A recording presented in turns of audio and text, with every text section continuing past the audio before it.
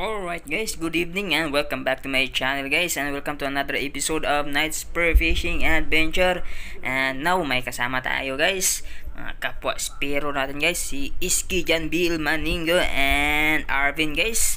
Try natin ngayon and hopefully makakuli kami ng magagandang klaseng pang-ulam. Alright, so ito na guys. Unang huli ni Iski guys, isang needlefish, good size na. Ayan, palutang-lutang sa harap namin, kaya ayan, pinitikan ng kitchen knife. Ayun, laglag.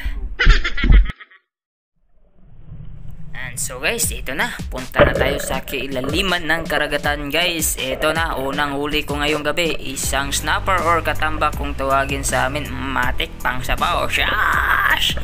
So ngayon guys, dito lang muna tayo sa medyo mababaw na part dahil medyo matagal tayong natambay at hindi nakapag super fishing gawa ng laging maalon yung spot natin dito sa secure area guys. So ngayon medyo malinaw na, so let's take the opportunity na makadive.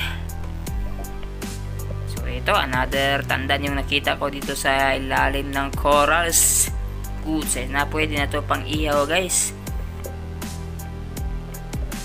So ito, dahan-dahan kong tinulak palabas ng bato guys dahil pag pinana ko ito sa ilalim ng bato guys, lulubo ito at mag-stuck doon sa loob at mas lalo tayong matatagalan sa pagbunot nito. Kaya ito, ayan, tumubo na. Ayan, dahan-dahan lang. Ayan, lalabas yan guys. Matik, secure, pang iyaw. Shash, pagdagdag. Ito guys, isang ipos-ipos yung nakita ko habang papunta ako sa ating super Titanic or legendary Titanic. Ipos-ipos yung nakita ko dito sa may butas na bato, kaya ayan, binirahan ko na. Matik, secure na to guys. Ito, dahan-dahan ko lang binunot guys, baka masira yung corals natin dito, kaya dahan-dahan lang.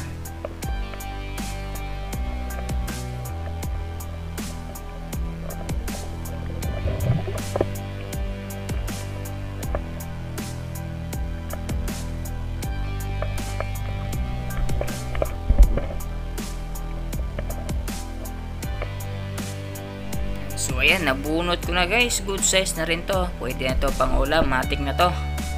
Andito guys, sa ilalim ng bato, isang taas fish, good size na. Ayan, timing yung plastada niya sa ilalim. Secure na naman yung pang sabaw guys. Shash!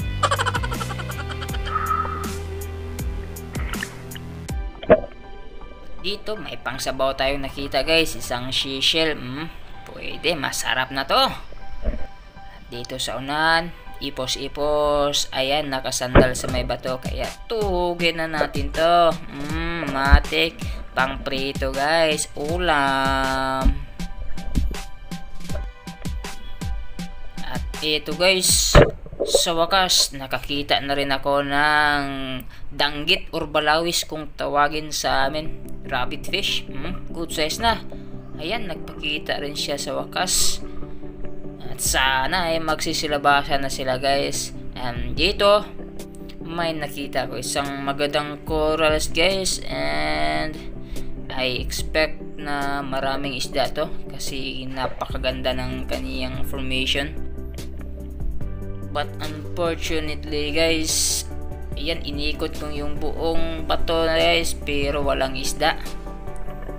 Ayan, sino ba namang mag-aakalang walang isda ang itsura na corals na to?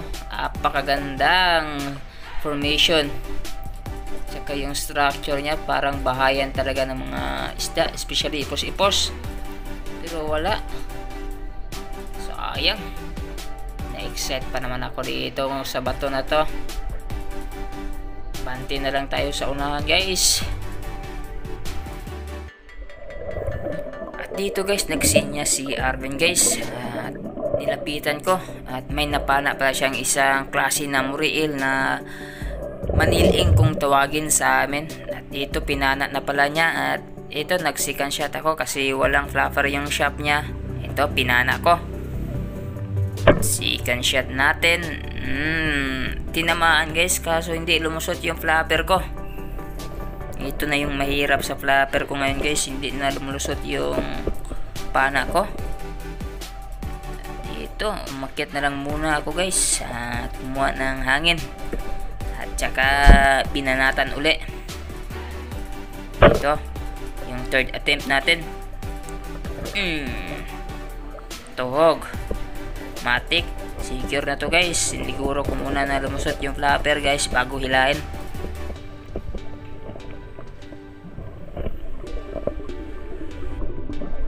Eto guys, sa wakas nabunot na rin. Medyo makunat talaga yung katawan ng klase na il na to. Ito guys, isang ipos-ipos na naman yung nakita ko sa may bato. Piti. Atik yung pangprito natin guys. Good size na to. Shash!